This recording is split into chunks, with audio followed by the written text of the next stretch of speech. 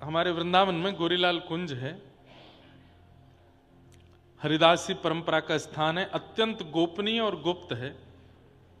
हर कोई नहीं पहुंच पाता वहां पे, लेकिन जो पहुंचे वहीं के होके रह गए। इतना अद्भुत स्थान है। वहां के आचार्य चरण हुए श्री नरहर देव जी महाराज, और श्री नरहर देव जी के शिष्य हुए श्री रसिक देव जी। कौन हुए? श्री रसिक देव जी। तो गुरु कैसे परीक्षा लेते हैं अपने शिष्य की, ये कथा सुनो। तो श्री रसिक देव जी इसके प्रति गुरुदेव का बड़ा आत्मीय भाव होने लगा। वहां गोरीलाल जी हैं। अब ये भी एक अद्भुत कथा है कि वहां जो ठाकुर जी हैं, जैसे युगल सरकार है ना, ठाकुर जी और प्रिया जी, वहां ठाकुर जी जो हैं, जो ऐसे खड़े हैं, वो प्रिया जी हैं, और ऐसे जो खड़े हैं वो ठाकुर जी हैं। मतलब इसीलिए क्योंकि लाल तो सांवले हैं, पर वहां गोरी जो है वो लाला बन के खड़ी है, इसीलिए ठाकुर जी का नाम है गोरीलाल कुंज। इसलिए स्थान का नाम गोरीलाल कुंज है। वहां ठाकुर जी जो हैं वो प्रिया जी हैं, और प्रिया जी जो हैं वो ठाकुर जी हैं। विपरीत श्रृंगार में खड़े हैं। अद्भुत दर्शन है। तो वहां के आचार्य हुए श्री नरहर देव जी, उनके शिष्य थे श्री रसिक देव जी। तो एक बार गुरुदेव के मन में आया कि रसिक देव जी की परीक्षा ली जाए। रसिक देव जी अत्यंत गुरु प्रति निष्ठा, मतलब ये बात कह दें तो कोई अतिशयोक्ति नहीं, ठाकुर जी को बाद में प्रणाम, पहले गुरु जी को प्रणाम, ऐसे श्री रसिक देव जी। तो एक बार गुरुदेव के मन में आया कि रसिक देव की परीक्षा लेकर के पूरे शिष्यों को बताया जाए कि ये कैसा शिष्य है। क्या परीक्षा ली? अपने एक दूसरे शिष्य को बुला करके कहा, तुम जबरदस्ती रसिक देव पर झूठे आरोप लगा करके हमसे शिकायत करो उसकी। तो कहने लगे, गुरुदेव ऐसा क्यों कर रहे हैं? बोले, हमने जितना कहा बस उतना करो। रसिक देव पर झूठा आरोप लगा करके उसकी आके हमसे निंदा करो, शिकायत करो।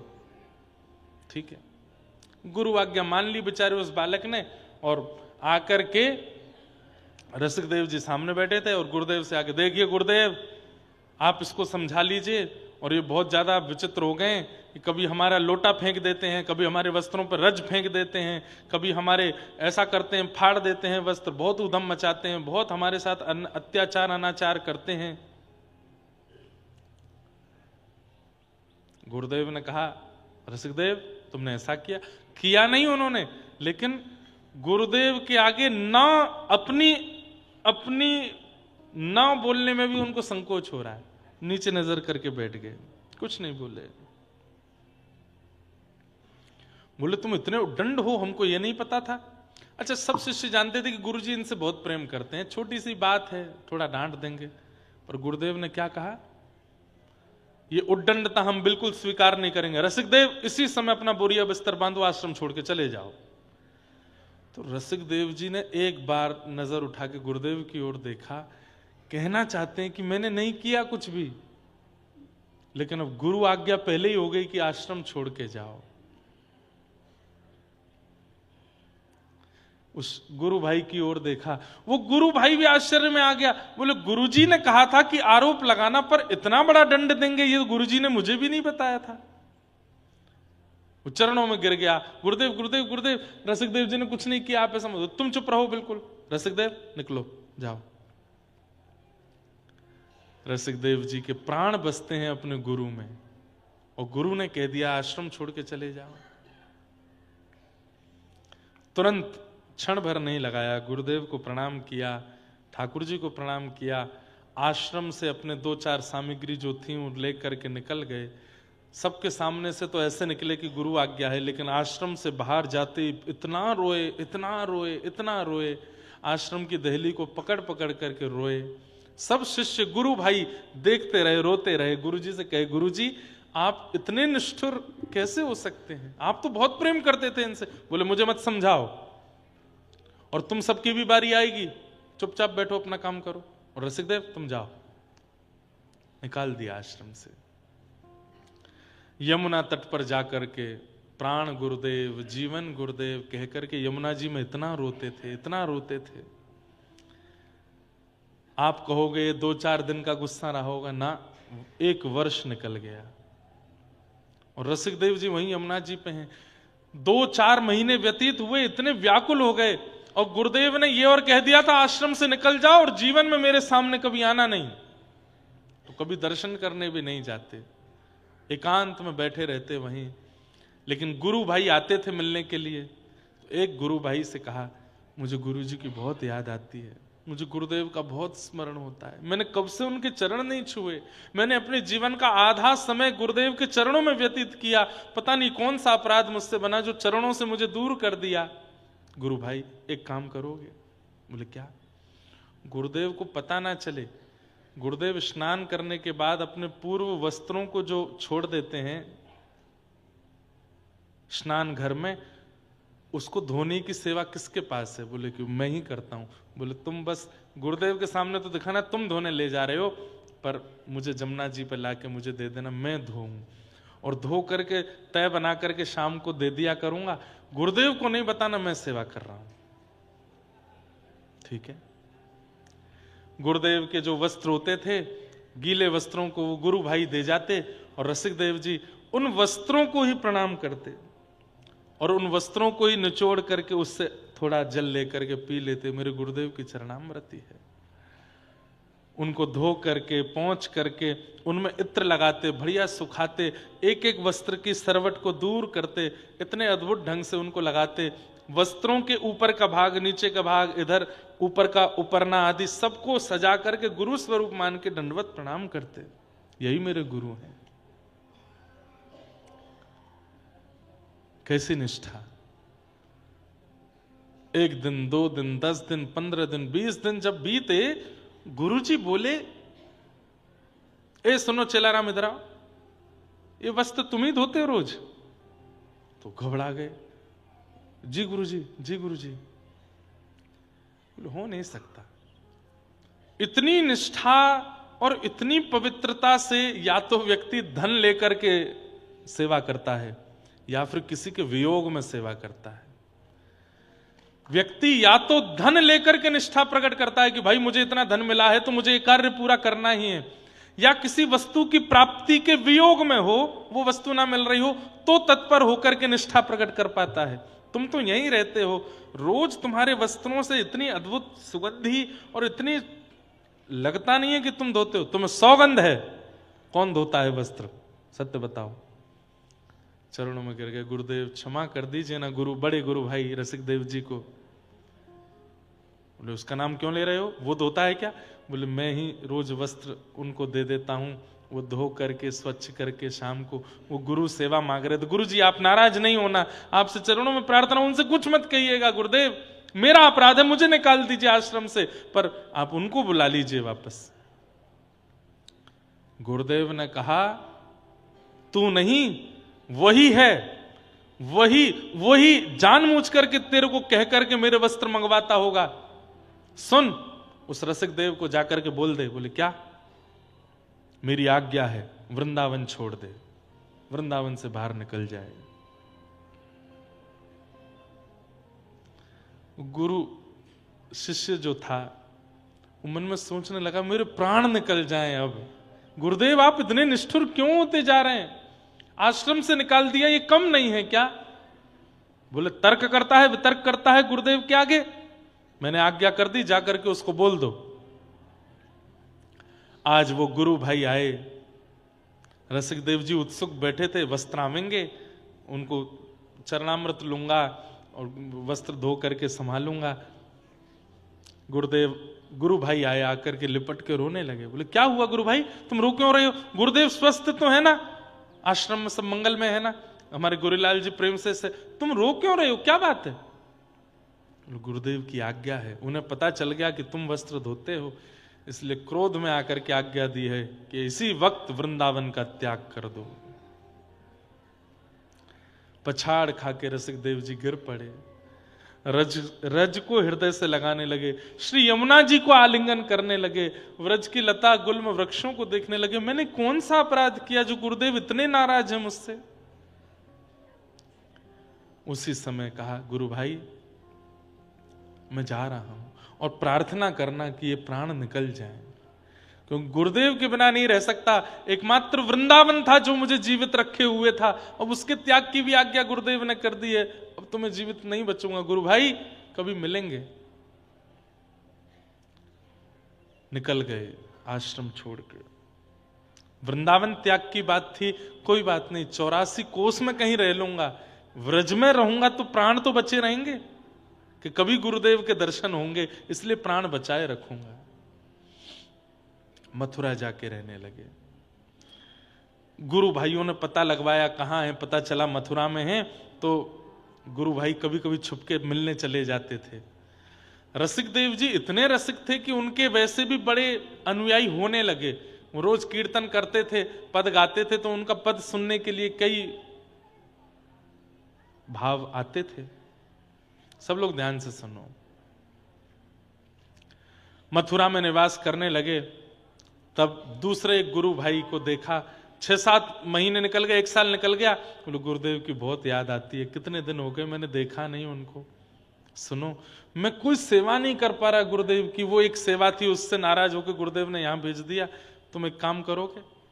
एक सेठ जाता था आश्रम में, उस सेठ से कहा महीने भर में कई लोग हम पे बड़ी दान दक्षिणा चढ़ाए जाते हैं, इस सब इकट्ठी करके मैं तुमको दे दूंगा, तुम अपना बता करके कि तुम दे रहे हो, और वहां गोरीलाल जी में गुरुदेव के चरणों में जाके अर्पित कर दिया करो। सेठ बोला ठीक है। महीने भर में जितनी चढ़ोतरी होती, रसिक देव जी के पास जो भी शिष्यगण आके दे जाते, सब इकट्ठा करके एक सेठ को देते, और अपना बता करके दे देना कि मैं दे रहा हूं। वो सेठ जाते हर महीने जाके, गुरुदेव सेवा, आश्रम की सेवा के लिए ये मेरी तरफ से थोड़ी सेवा है। 1 बार दिया, 2 बार दिया, 3 बार दिया, 6 बार दिया। जब लगातार देता रहा वो सेठ, गुरुदेव बोले ए सेठ यहां पे आ, इतना उदार कैसे हो रहे हो तुम?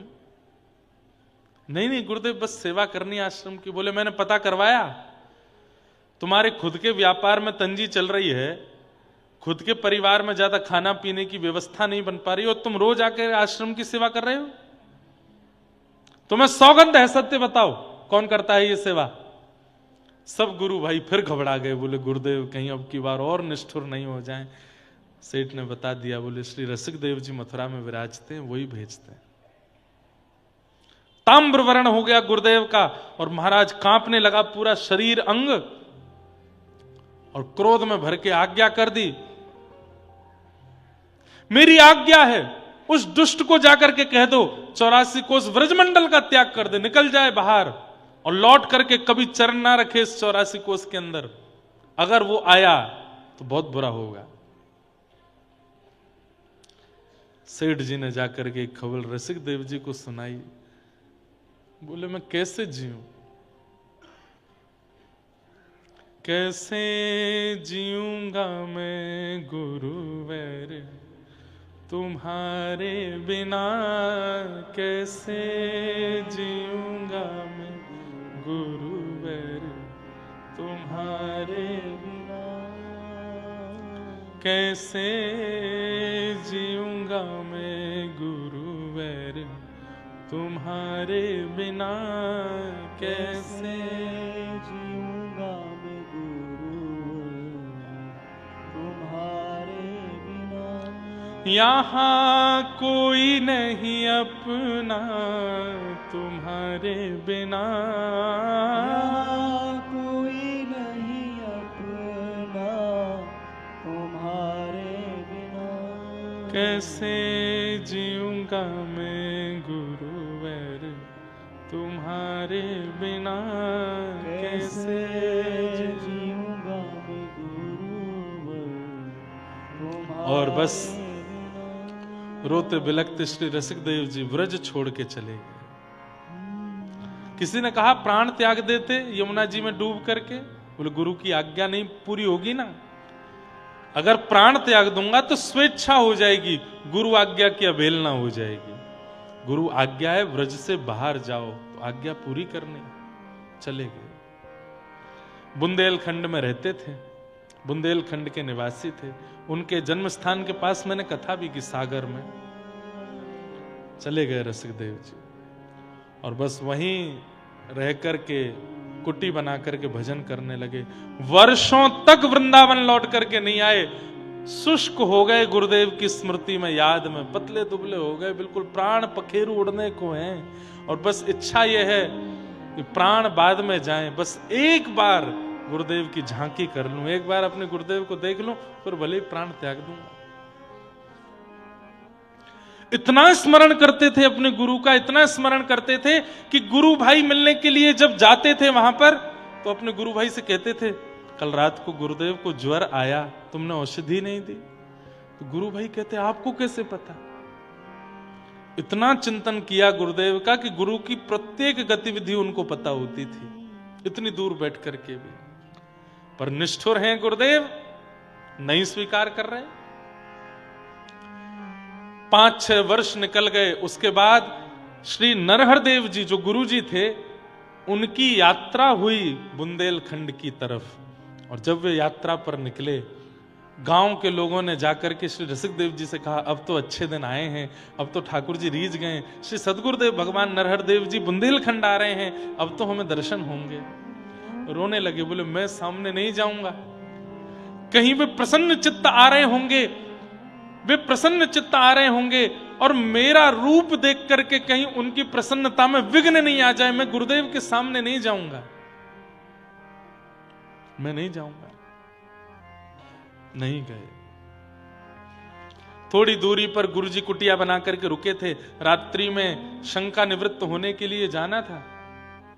रात्रि में शंका निवृत्त होने के लिए जाने की भावना से उठ के जैसे ही जाने लगे, तो अंधेरे में दिखाई नहीं दिया, एक वृक्ष की डाली से सिर में चोट लगी। चोट लगी गुरुदेव को, रक्त निकला श्री रसिकदेव जी को, माथे से रक्त निकलने लगा। जो 2-4 शिष्य बैठे थे, रात्रि में उठ के रसिकदेव जी बैठ गए, माथे पर हाथ धर के बैठे हैं। तभी उन शिष्यों ने देखा, बोले गुरुदेव क्या हुआ, क्या आप तो यहीं लेटे थे, माथे में कैसे लगी? बोले कोई जाओ, मेरे गुरुदेव शंका निवृत्त होने के लिए जा रहे थे, और एक डाली लगी है सिर पे, उनको चोट लगी है, मलहम लगा दो। जाकर के उनके शिष्यों को बताया, बोले तुम्हारे गुरुदेव कहाँ हैं? वन में गए हैं, उनके सिर में चोट लगी है उनको। बोले तुम्हें कैसे पता? बोले कि गुरुदेव को चोट लगी, रक्त रसिकदेव जी को निकल रहा है। ये बात जाकर के किसी अत्यंत गूढ़ शिष्य ने नरहर देव जी से कही, गुरुदेव आप सोच रहे हैं पराकाष्ठा प्रेम की, वो कितना प्रेम करते हैं आपको, चोट आपको लगती है, रक्त उनको निकलता है। गुरुदेव इतने निष्ठुर क्यों हो रहे हैं, स्वीकार कर लीजिए ना। खबरदार जो उसका नाम मेरे सामने लिया। तो इतने के बाद भी गुरु ने स्वीकार नहीं किया। बोले सुनो, अभी कितने दिन का प्रवास और है बुंदेलखंड में? बोले गुरुजी अभी 1 महीना और। बोले नहीं, अभी रात में ही वृंदावन वापस जाएंगे, नहीं चाहिए, नहीं रहना, हमें उस नगर में नहीं रहना जहां वो रसिकदेव रहता हो। शिष्यों के मन में आया, ऐसा तो कोई अपराध नहीं किया उन्होंने गुरुदेव, जो आप इतने नाराज हो उनसे। लौट करके वृंदावन आ गए। वृंदावन में श्री गोरीलाल ठाकुर जी विराजमान थे। गुरुदेव आकर के जैसी सेवा में अंदर गए तो क्या देखा, बाहर सब शिष्यगण रो रहे हैं। रोज गुरुदेव से कहते हैं रसिकदेव जी को स्वीकार कर लो, लेकिन गुरुजी नहीं मानते। आज जब ठाकुर जी की सेवा में गए तो क्या देखा, ठाकुर जी के नेत्रों में अश्रुबिंद है। ताली नहीं बजाओ, सुनो। कहा ठाकुर जी से, जय जय आप रुदन कर रहे हैं, मेरे प्रियालाल सरकार कोई सेवा में अपराध बना, आपके शयन में कोई दिक्कत हुई, कोई प्रसादी में दिक्कत हुई, आप रुदन क्यों कर रहे हैं नाथ, आपके नेत्रों में अश्रु क्यों हैं? ठाकुर जी प्रकट हो गए। वो प्रकट होकर के बोले, क्यों इतने निष्ठुर हो रहे हैं आप भी जानते हैं हृदय से कि रसिकदेव कितना योग्य है, आप भी जानते हैं कि वो कितना प्रेमी है, कितना भक्त है, फिर इतनी परीक्षाएं क्यों? आप उसको स्वीकार क्यों नहीं करते? ये सुनते ही नरहरदेव जी नृत्य करने लगे, रोने लगे, हृदय पर हाथ धर के बोले, मैं यही प्रतीक्षा कर रहा था, सबने कहा स्वीकार करो, पर जिस दिन मेरे नाथ कहेंगे स्वीकार करो उस दिन करूंगा। मैं इसी की प्रतीक्षा कर रहा था कि सबको पता चल गया है कि रसिकदेव कितना प्रेमी है, पर मैं प्रतीक्षा कर रहा था जिस दिन मेरे प्रिया प्रियतम स्वीकार करके कहेंगे और मुझसे कहेंगे कि उसको स्वीकार करो, उस दिन मेरे मन में भाव आएगा, हां अब प्रियालाल ने भी स्वीकार कर लिया, अब मैं रसिक देव। जो इतने 6-7 वर्षों से इतने निष्ठुर गुरुदेव थे, आज सारी निष्ठुरता दूर, बाहर आए, रोने लगे, अरे कोई दौड़ के जाओ, मेरे रसिक देव को लेकर के आओ। हो गया बहुत दिन, 6 साल आडंबर किया, 6 साल नाटक किया क्रोध करने का, अब नहीं। इस पूरे क्रोध के पीछे कारण एक ही था कि मेरे प्रियालाल उसको स्वीकार कर लें, और आज जिन्होंने स्वीकार कर लिया, अब मेरा रसिक देव उसको बुला के लाओ। किसी ने जाकर के बुंदेलखंड में खबर दी और कहा श्री गुरुदेव बुला रहे हैं, आपको याद कर रहे हैं। सुनते ही श्री रसिक देव जी की स्थिति, मेरे प्राण निकलना जाए, वृंदावन तक जीवित रख लो मुझे बस। मैं सुनकर कि मेरे कान तरस गए कि मेरे गुरुदेव मुझे बुला रहे हैं। रथ आए, हाथी आए, घोड़े आए, पर पैदल चल रहे हैं वृंदावन की ओर, मेरे गुरुदेव बुला रहे हैं। लौट करके आए और जैसे ही गोरीलाल कुंज में आए, श्री नरहर देव जी ने हृदय से लगा लिया। कितनी देर तक दोनों गुरु शिष्य एक दूसरे को हृदय से लगा के रोते रहे, किसी को समय का भान नहीं पड़ा। सुबह से रात्रि हो गई, बार बार देखते हैं, फिर हृदय से लगाते हैं, अरे मेरे रसिक देव, तुझे ज्यादा पीड़ा तो नहीं हुई ना, तुझे कष्ट तो नहीं हुआ ना? आज तेरे इस निष्ठा से, तेरे इस भाव से प्रसन्न होकर मैं तुझे कुछ देना चाहता हूं। क्या? अब से गोरीलाल तुम्हारे हैं, अब से ये प्रिया प्रियतम तुम्हारे हैं, अब इनकी सेवा तुम करोगे।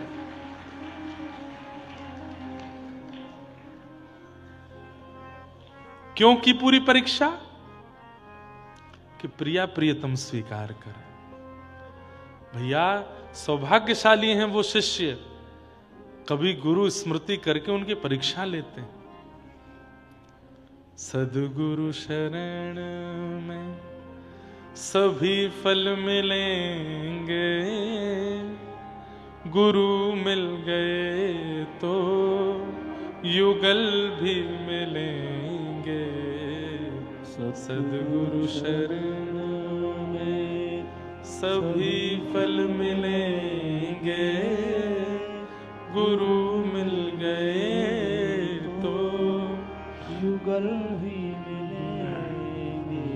आज सूत जी महाराज नैमिषारण्य क्षेत्र में सौनकादि ऋषियों के सामने बैठ करके कह रहे हैं, मैं अपने गुरु रूप में श्री सुखदेव जी को देखता हूं, क्योंकि उनके मुख से निर्झरित भागवत सुनकर के मेरे चित्त में साक्षात श्री ठाकुर जी प्रकट हो गए। तो मैं वही कथा सुनाऊंगा जो मैंने सुखदेव जी से सुनी है, मेरे गुरु वही हैं। तम व्यास सून मुपयाम गुरुम मुनि नाम। ऐसे मुनियों के गुरु श्री सुखदेव जी को मैं बारंबार प्रणाम करता हूं। और यहां से श्री सूत जी महाराज नैमिषारण्य की भूमि में कथा सुनाना प्रारंभ करते हैं। धर्म